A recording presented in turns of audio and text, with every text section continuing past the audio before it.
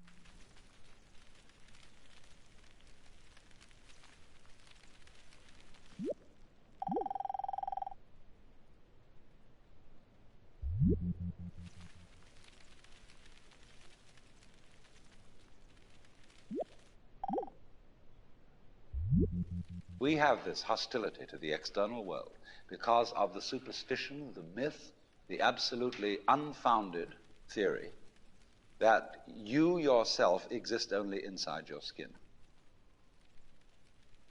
Now, I want to propose another idea altogether. Billions of years ago, you were a big bang. Now you're a complicated human being. But so we define ourselves as being only that. If you think that you are only inside your skin, you define yourself as one very complicated little curlicue, way out on the edge of that explosion, way out in space and way out in time. And then we cut ourselves off and don't feel that we're still the Big Bang. But you are. Depends how you define yourself. You are actually, if this is the way things started, if there was a Big Bang in the beginning, you're not something that is a result of the Big Bang. You're not something that is a sort of puppet on the end of the process. You are still the process. You are the Big Bang, the original force of the universe, coming on as whoever you are. See, when I meet you, I see not just what you define yourself as, Mr. So-and-so, Miss So-and-so, Mrs. So-and-so. I see every one of you as the primordial energy of the universe coming on at me in this particular way. I know I'm that too. But we've learned to define ourselves as separate from it.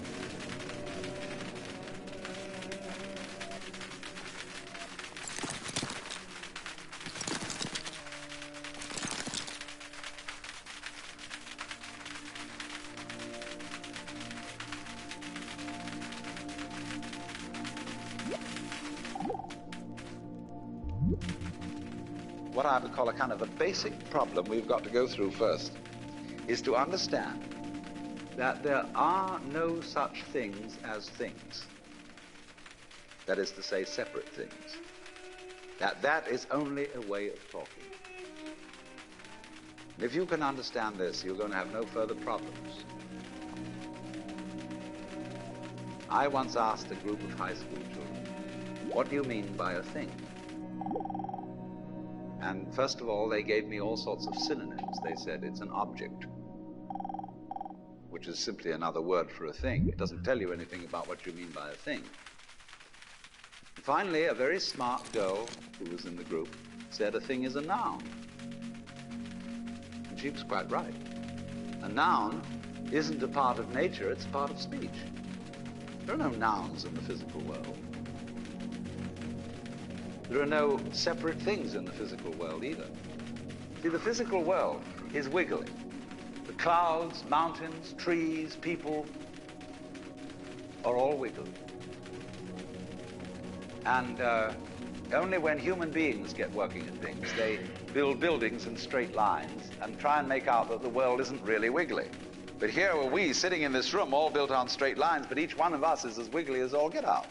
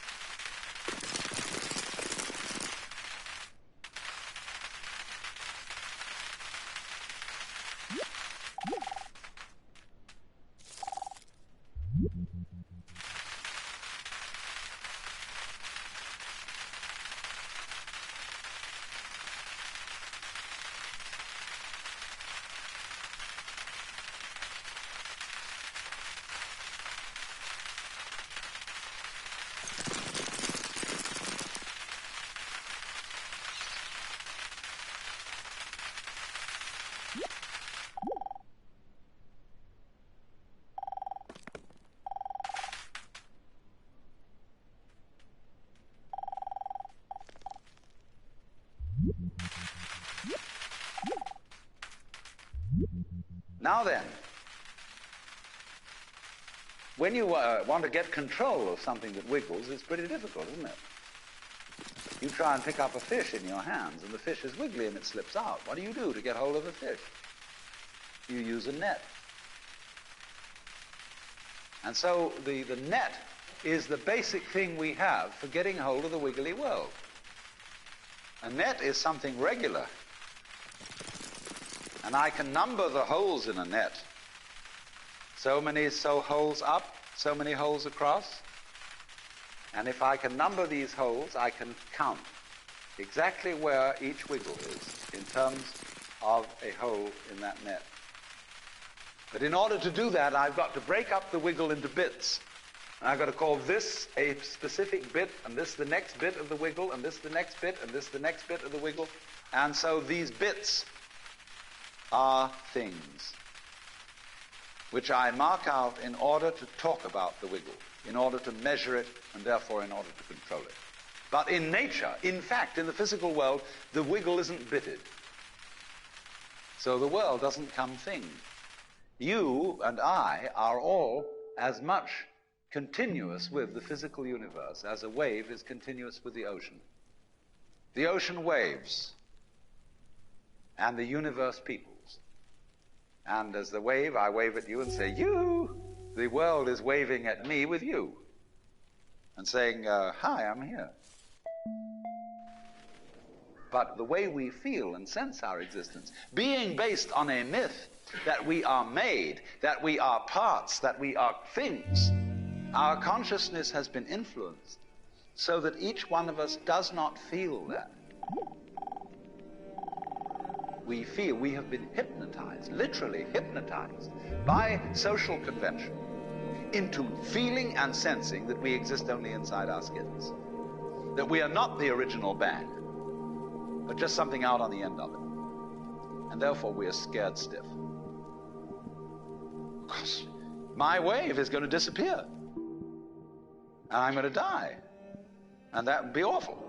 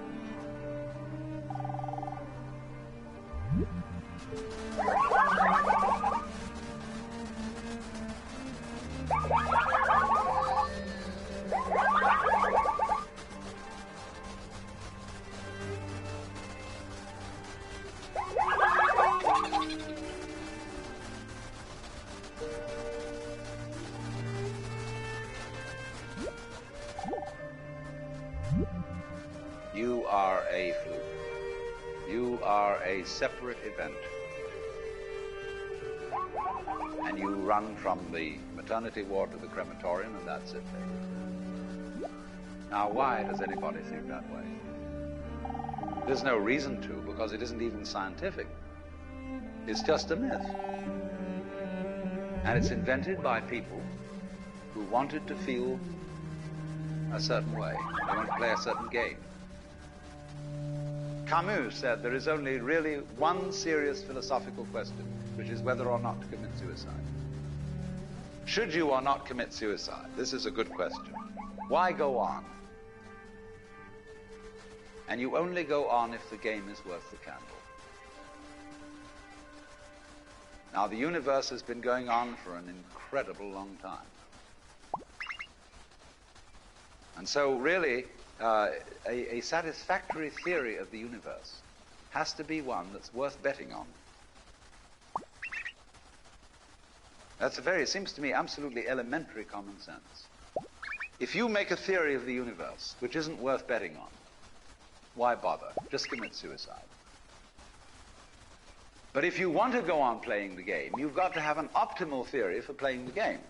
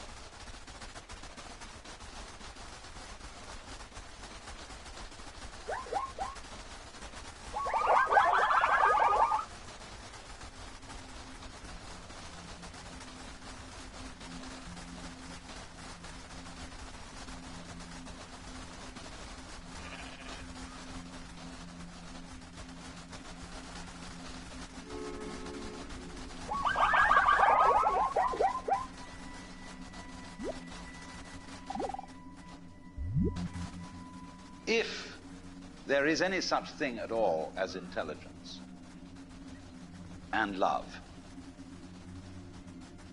and beauty, well, you found it in other people. In other words, it exists in us as human beings. And as I said, if it is there in us, it is symptomatic of the scheme of things. We are as symptomatic of the scheme of things as the apples are symptomatic of the apple tree or the rose of the rose bush.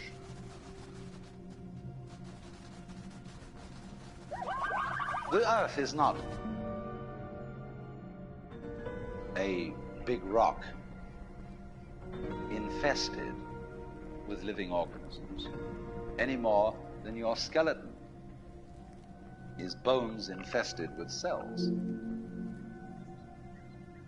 The earth is geological, yes, but this geological entity grows people.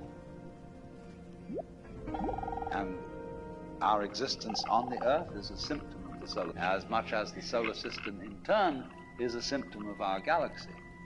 And our galaxy in its turn is a symptom of the whole company of galaxies. Goodness only knows what that's in.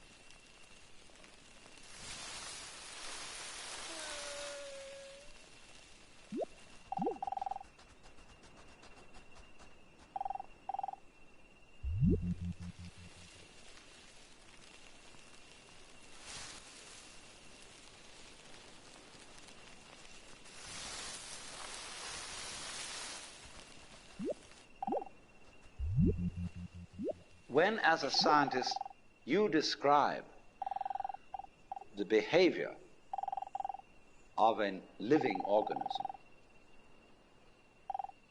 you try to say what a person does.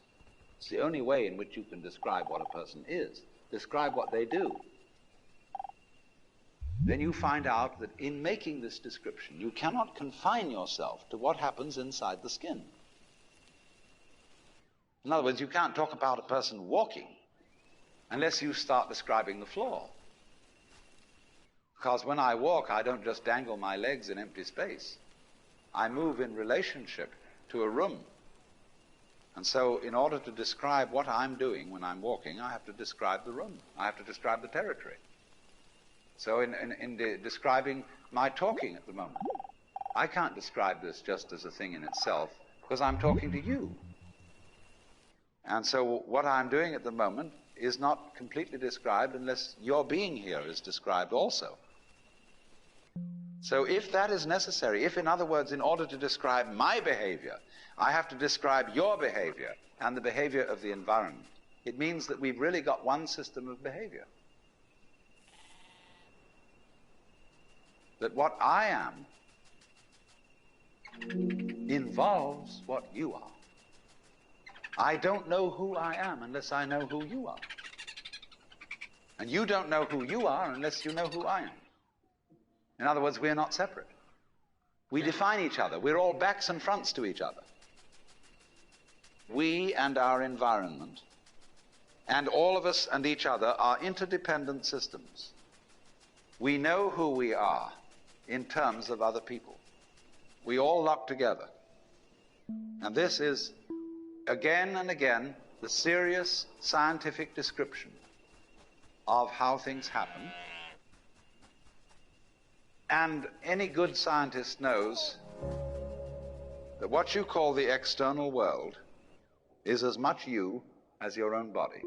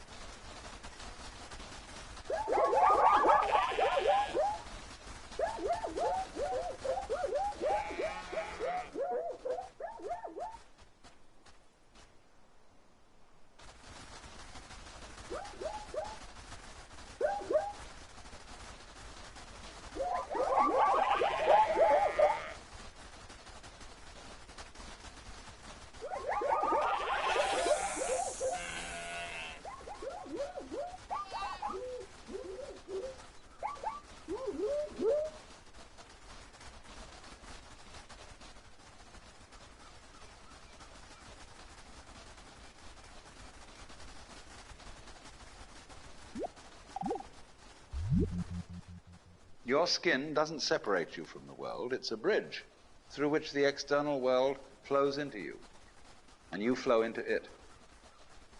Just, for example, as a whirlpool in water, you could say because you have a skin, you have a definite shape, you have a definite form. The whirlpool is a definite form, but no water stays put in it. The whirlpool is something the stream is doing. And exactly the same way, the whole universe is doing each one of us. And I see you today, and I recognize you tomorrow, just as I would recognize a whirlpool in a stream. I'd say, oh yes, I've seen that whirlpool before. It's just near so-and-so's house on the edge of the river, and it's always there. So in the same way, when I meet you tomorrow, I recognize you. You're the same whirlpool you were yesterday. But you're moving. The whole world is moving through you. All the cosmic rays, all the food you're eating, the stream of steaks and milk and eggs and everything is just flowing right through you. When you're wiggling the same way, the world is wiggling, the stream is wiggling you. But the problem is, you see, we haven't been taught to feel that way. The myths underlying our culture and underlying our common sense have not taught us to feel identical with the universe, but only parts of it, only in it, only confronting it, aliens. And we are, I think, quite urgently in need of coming to feel that we are the eternal universe, each one of us. Otherwise, we're going to go out of our heads. We're going to commit suicide, collectively, courtesy of H-bombs. And, all right, supposing we do, well, that will be that, and it'll be life making experiments on other galaxies. Maybe they'll find a better game.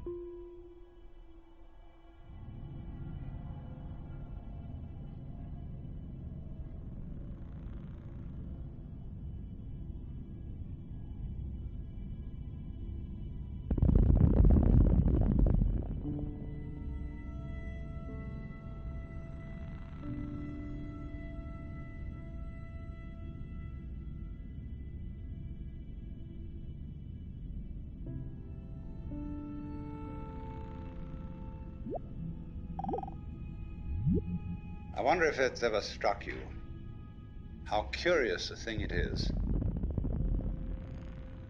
that most of the things that we experience, we regard as things that happen to us, which we ourselves do not originate, which are events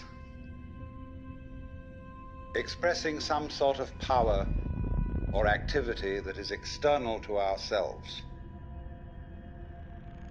And if you consider that, you realize that what you mean by yourself is rather narrowly circumscribed. Even events that go on in our own bodies are put in the category of things that happen to us in the same way as things that go on in the world outside our skins. If there's a thunderstorm or an earthquake, well, it happens to you. You're not responsible for it. But so in the same way, when you have hiccups, you didn't plan on it. If you have belly rumbles, you had no intention of doing it. And as to the catastrophic act of getting born, well, you had nothing to do with that.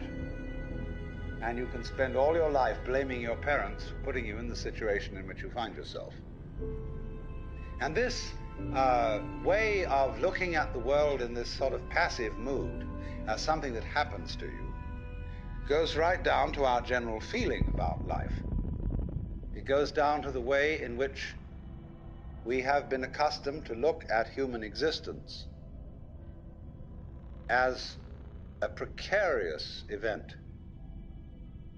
in a cosmos that, on the whole, is depicted as being completely unsympathetic and alien to our existence.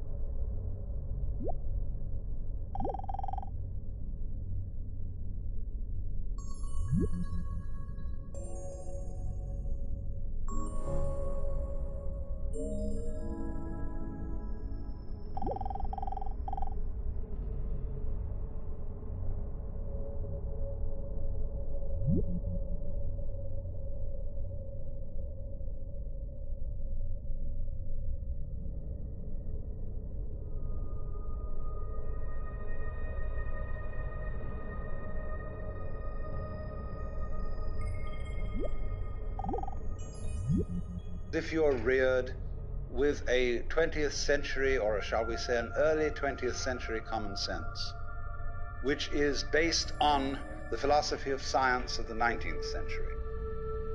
You regard yourself as an accident, a biological accident, in a stupid universe, which is mechanical, but has no feelings.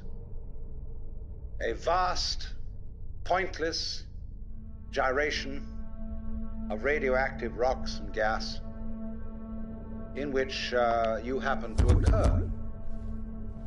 Of course, if you don't have that point of view and you are more traditional, you look upon yourself as a child of God, and therefore under authority. In other words, there's a big boss on top of all this. And you better watch your P's and Q's, because that Almighty is looking after you, with the attitude of this is going to hurt me more than it's going to hurt you. And when you look at the world in that image, or in the other image that it's a stupid mechanism, either point of view you take, you don't really belong. You're not really part of all this. Or to put it in the strongest possible way, it is quite alien to our thought that the external world, which is defined as something that happens to you, and your body itself is something that you got caught up with, it is quite alien to consider all that as you yourself. Because you see, we have such a myopic view of what oneself is.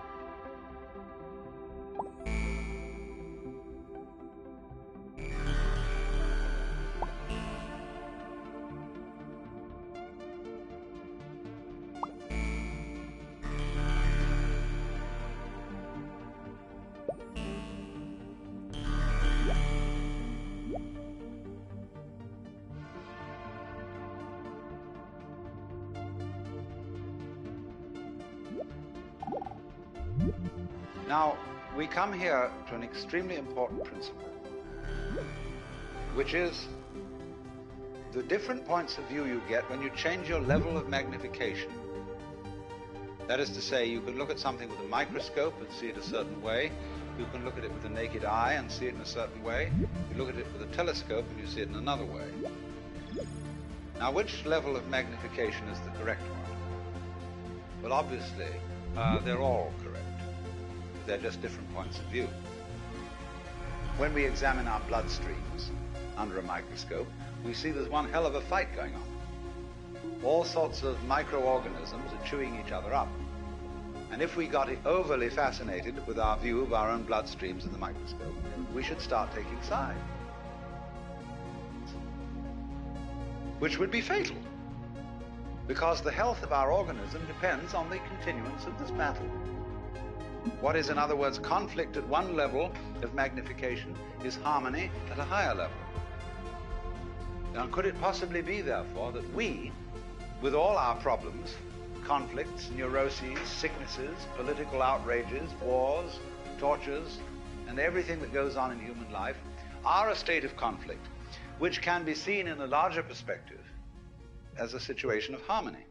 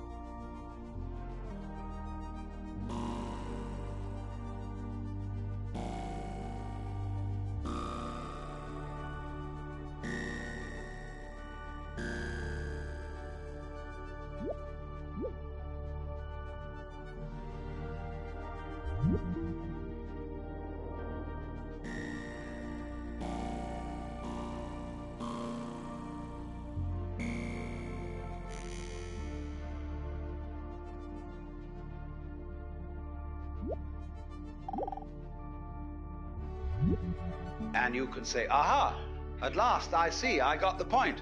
I've seen how all this makes sense. But what this insight depended upon was your overcoming the illusion that space separates things.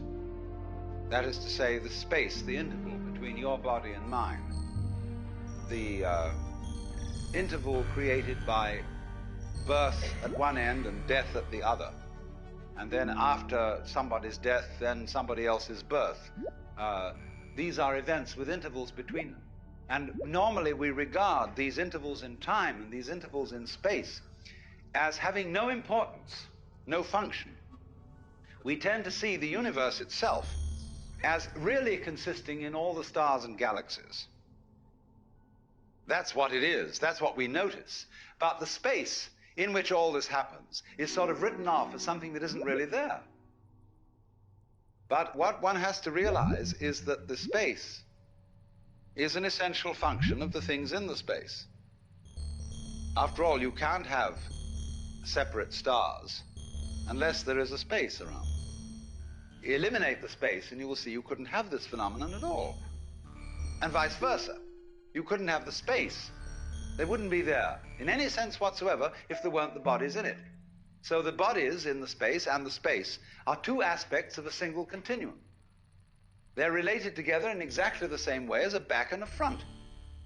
And you just don't get one without the other.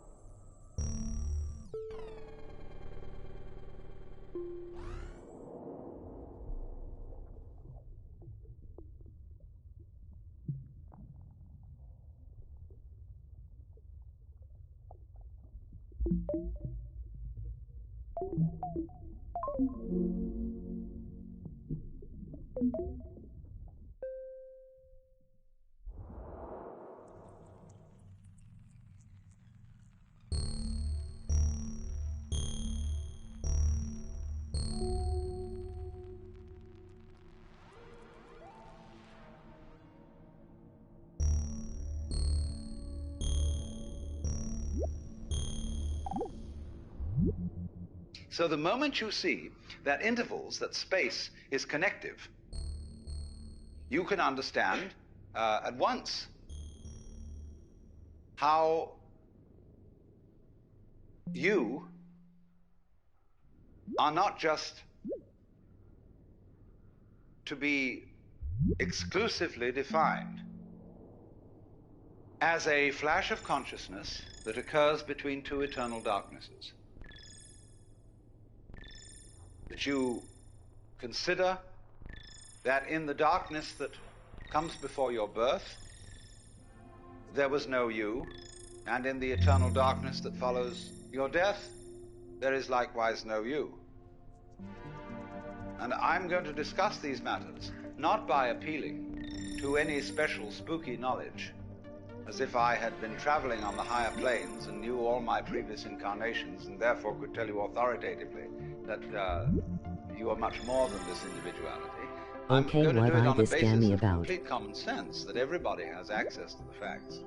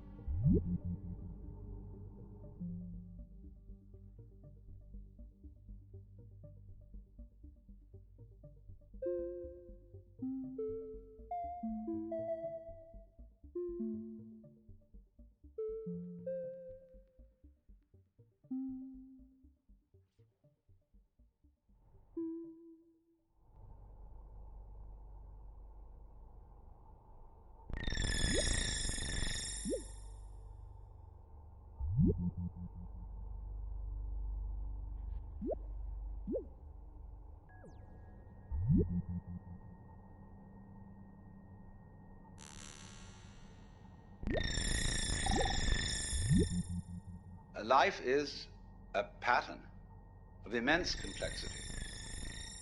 And what you call yourself as a living organism, say, I am my whole body at the very least. Now, what is that body? That body is recognizable, and I recognize my friends when I meet them again, and you recognize me. Although the last time any of you saw me, I was absolutely something entirely different from what I am now. Just as the flame of a candle is never a constant. A flame of a candle is a stream of hot gas. Only you say the flame of the candle as if it were a constant. Well, it is a recognizably constant pattern, but in exactly the same way, we are all constant patterns. And that's all we are. The only thing constant about us at all is the doing rather than the being. It's the way we behave, the way we dance. Only there's no we that dances. There's just the dancing. There is no thing that whirlpools.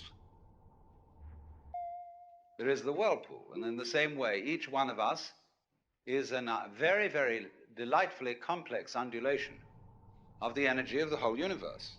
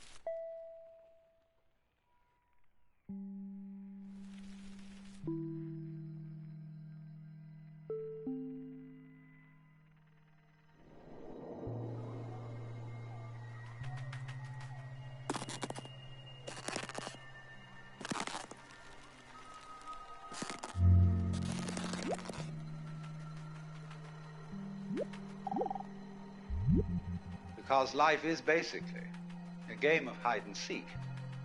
Because life is pulsation. On and off. Here it is, and now it isn't. And by being this pulsation, we know it's there. Now, from those very tiny fast rhythms, which give us the impression of continuity, there are also in this universe immensely slow rhythms. And these are very difficult for us to keep track of. And they impress us and depress us as our own life and death, as our coming and going, which goes for what is to us such a slow pace that we can't possibly believe that it is really a rhythm. We think of it as our birth, as something quite unique that could never occur again, because we're so close to it, you see, and it's moving so slowly.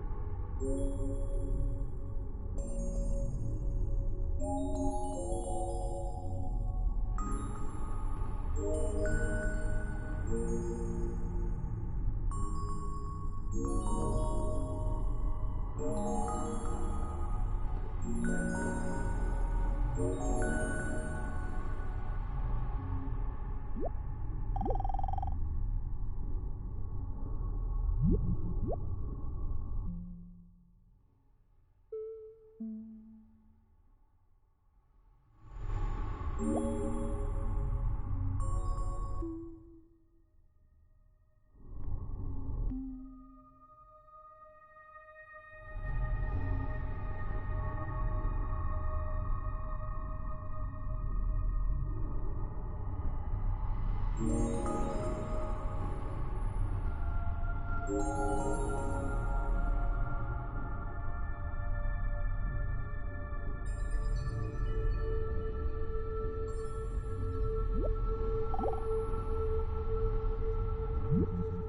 process of growth, the basic process of biology, is one in which lower orders are always being superseded by higher orders. But the lower order can never figure out, or only very rarely figure out, what the higher order is that's taking over. And may see it as a terrible threat, as total disaster, as the very end. But can never be aware that the principle of growth always has and always will continue. Because that's what's going on. But you never know what the next step is going to be. Because if you did know, you wouldn't take it. Because it would already be past. Do you understand this? That any certainly known future is an event of which we can say, you've had it. And in that sense, it's past. When we play a game, the outcome of the game becomes certain. We at that point cancel the game and begin a new one. Because the whole zest of the thing, and which takes me back to the idea that this whole thing is a hide-and-seek game, is that you don't know what the next order coming up is.